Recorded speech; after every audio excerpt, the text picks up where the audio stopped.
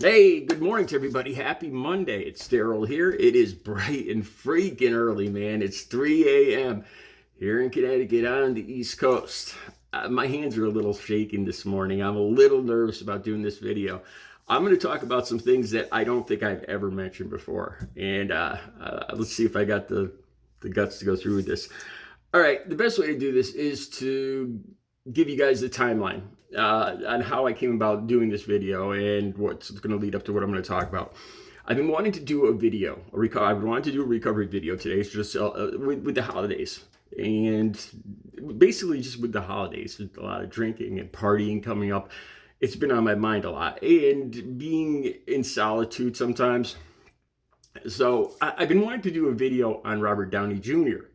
for a long time because I remember he got clean in, I believe, in July of 2003.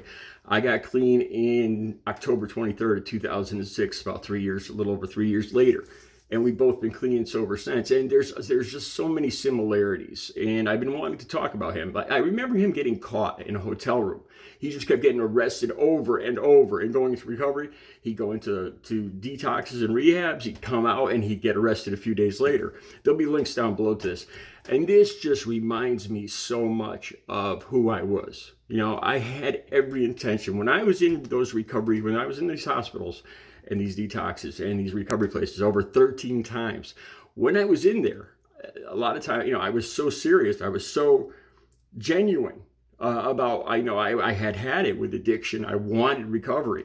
I did all the work and everything. And one of the last two times that I was in these hospitals and these recovery places, I was elected. I was picked by the counselors, the people running the programs, to run the NA meetings at night. I would sit up in front of at 7 o'clock. I would call everybody into the community room, and I would run the meetings. And it was one of the hardest things I did because a lot of these people had never been in any kind of NA group or AA group, and they would just all talk out of turn. And it was my job to keep some order to the meeting, and I did this every night.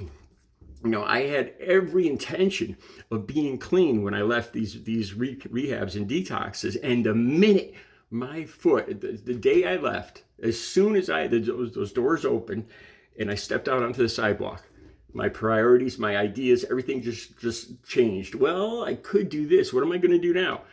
And this just happened over and over and over. And it gets to the point where you just lose hope. And I saw Robert Downey Jr. going through this, and it was just a mirror image of my life and what I was going through. And it just gets to the point where you lose all hope. And I'm going to be like this until I die. And every morning you wake up, it's just dread, just pure dread that oh my God, I'm going to have to do this again today. That's why I don't like calling it partying, because it quickly gets to the point where it's no party. Okay, so like I said, I remember this one point where he was in a hotel room. I believe it was in Palm Springs, and he got caught with a substantial amount of like amphetamines, and it reminded me of my later addiction.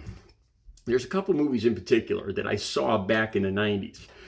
And I remember watching them. I had started using, but my addiction hadn't blown up into, its full proportions yet. The first movie was Less Than Zero with Robert Downey Jr. And I won't get too specific, but he sinks to some very deep lows in that movie. I remember his friends come to look for him, and they find him in a room with this.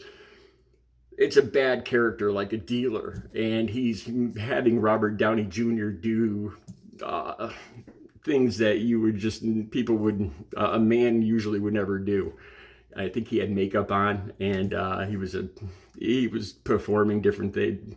He was doing some stuff, and I remember looking at this, and I'm like, this is crazy. I would, in that movie, I won't give you guys the end. If you haven't seen the movie yet. But I remember watching this, and I'm like, nah, that's crazy. And I ended up becoming a lot like that person in that movie. A lot of aspects of my life ended up, that's where I ended up. There was a lot of truth to that movie. Another movie was Mark Wahlberg and the Basketball Diaries, and this has to do with heroin.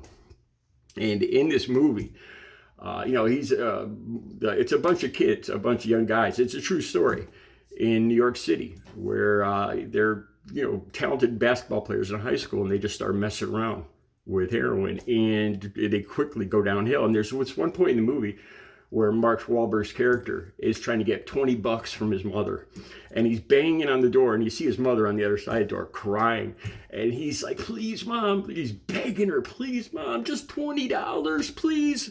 And then he would just snap, and he'd go, "F you," and he would just start screaming at his mother. And I remember watching this. This is before my opiate addiction blew up into its full proportions. And I'm like, oh my God, please don't ever let me, I can't ever become like this person. And I did. I became just like the person in Less Than Zero, and I became just like the person in the Basketball Diaries. It happened, and it happened pretty quick. Okay. Now here's the thing. I get notifications on my phone, and I have another channel. I have this channel, Artists in Recovery, and it's monetized. I have just under 4,000 subscribers. I have another channel that I started first, and it's called Clean and Sober. I'm trying to remember what it's called. Clean and Sober. And you guys know I go there once. I'll put the link right down below. And I kept seeing people. I only go on that channel usually if I get in trouble on this channel. If I get suspended for a week or two, I'll go back to my other channel, and I'll put that link to the other channel. I'm pretty sure it's called Clean and Sober. It's called Staying Clean. I'm so sorry. It's called Staying Clean. I'll put the link right down below. And I kept seeing people subscribing. Just like last week, one after the next, people subscribing, people liking videos on that channel. And I haven't made any videos on that channel in a couple of months, and people subscribing to it over and over every day, and I only had, last time I looked, I had about 100 subscribers on there. So this morning I went and looked, and there's one video in particular, and it's very vivid. And it's gotten a crazy amount of views lately. It's coming up on 18,000 views. Last time I saw it a couple months ago, it only had 7,000 views, and that had gone up from 4,000 views. It's been gaining views massively. I started reading the comments. I'll have the link to this one, and I can't say the name of it on this channel. It describes 4 things: sex, drugs, and I hope I could still have this channel monetized after just saying those 2 things, and adult materials, and you'll see what I'm saying. The link will be right down below. And a crazy amount of people have been watching this video, and that confirms the fact that what I talked about in that video, the way amphetamines and cocaine affect guys in particular. I'm sure it affects women too, but in guys, it really fires up a part of the sexuality. Plus, once you get deeper into addiction, this has to do with the Less Than Zero comment I made about Robert Downey Jr. in that movie. So I went back and looked at this video that I made. Like I said, it's gotten crazy views. It confirmed my thoughts that there's a lot of guys. This affects a lot of guys. And I started reading through the comments, and it was just one person after another, saying, "This is me, you are me, you're just like me. I went through the same thing over and over and over." So I started thinking about this, and Robert Downey Jr. being in that hotel room, and what I used to do, and I feel safe talking about this now, because I'm not going to say it's embarrassing right now, but it's not something that I really want to dig up. What I used to do, because I thought about Robert Downey Jr. being caught in that Palm Springs hotel room, the movie Less Than Zero and everything, and what my life had become. I used alone. I would go get these drugs, and my partner, my sex partner was the drugs. That was my goal. I remember seeing other people, they'd have an apartment. I'd go into their apartment, and I'd be, wow, this would be a great place. I could be all by myself in here and use all I want. And I could shut those shades, and nobody, I remember fantasizing in other people's apartments of like, wow, if I had this place, I could be all by myself and shut the windows and just do whatever I wanted. And I look back at who that person was. And the reason I feel safe and comfortable talking about this now, and the big reason I'm making this video, is because over the last 17 years, that wasn't the real me. And that's why I feel comfortable talking about this. for the first couple of years, it was hard for me to get away from, I was still triggered by adult materials. And this is what I was going to talk about. I didn't really have a girlfriend back then. And the adult materials was my girlfriend and the drug. And I would go back to these, places. Like I would get a hotel room once in a while by myself, a cheap, cruddy hotel room when I had like, a couple $100. And I would get my stuff and everything and go in this hotel room. And another part of my addiction was women's clothes, women's underthings. There was an attraction to, like, because I couldn't have a girl with me, because I was all by myself, that the adult materials and the women's underthings became like a substitute in that room by myself for a girlfriend. I know it sounds messed up talking about this now, but I know a lot of other guys went through this. I remember other guys back when I was using going through this. And when I first got into recovery, like the first year, I remember going in like Dollar General stores, and they would have a bin full of bras and panties in these like bargain bins, and I wouldn't even be able to walk by them because it was like a trigger for me. Just seeing these frilly, it wasn't about wearing them. It was just about seeing them and touching it. It was a replacement for a woman, in a messed up way. That's what my life had become. That I would go to these rooms, I'd go to like a hotel room and I'd get this adult material, and I would have these pieces of clothing and I'd put them down in front of me, and that would be, it sounds so messed up saying it right now, but that's what my life had become. That was, I'd be out, back when I was using, I'd be out, maybe I'd be at the mall and I'd see a pretty, like a hot girl walk by, and I'd get kind of excited. And immediately I would think of my dealer's number. And I'd think about where I could get some clothing, some women's clothing and some adult materials, and go and it was like a fetish or I don't even know what you call it. But this is the reason I'm talking about it, is because in the last 17 years, it's completely faded away. And I was scared. I was, I didn't get into a real relationship for 7 years after I was clean and sober, because I was kind of afraid of sex. I just worked on myself. I worked on losing weight, working out, painting, all this other stuff. And finally, I got into a relationship with the first girl I dated, Paula.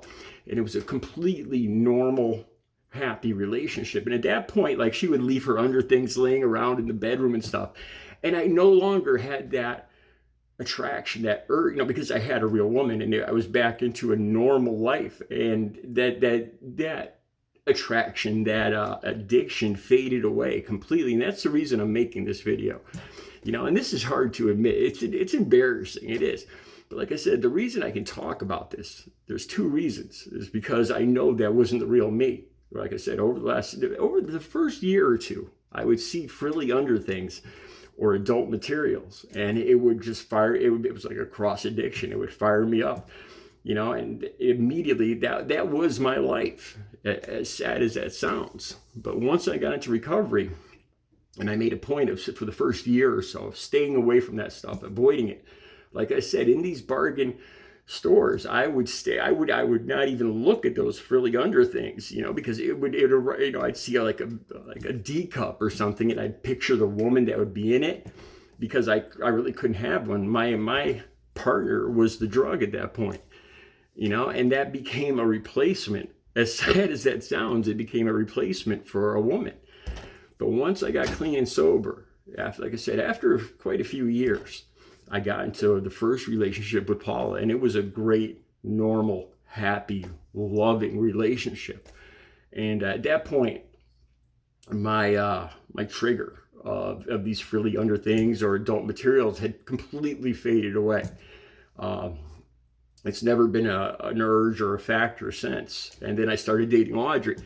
And then once I started dating Audrey, I started to understand, I started to remember who I really was and what I really deserved. That I'm Daryl, I'm a good person, I'm a talented person, I'm a smart person, the real me. And I deserve a good, loving, normal relationship. After dating Audrey for years, that's what I started to realize. And that's where I'm at now. And I look back at who I was then, And it was so sad. And that's, the reason I'm talking about it, because there's still people that are in that position.